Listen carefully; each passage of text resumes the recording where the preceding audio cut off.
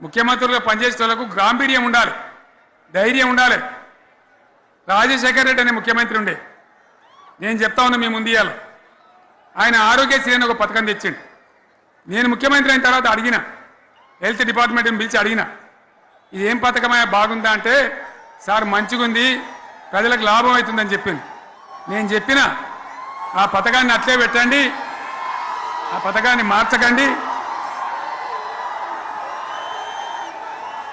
ఆ పథకం అట్లే ఉండాలని చెప్పిన.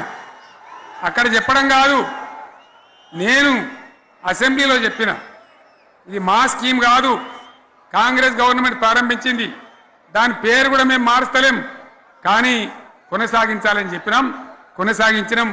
అది మీ అందరికి తెలుసు. ఇలా వీళ్ళు కేసీఆర్ ఆనవాళ్ళు లేకుండా చేస్తాం, కేసీఆర్ ముచ్చట లేకుండా చేస్తారా? ఇవాళ మనం కూడా సభ పెట్టుకుంటే ఎన్ని అడ్డంకులు దానికి.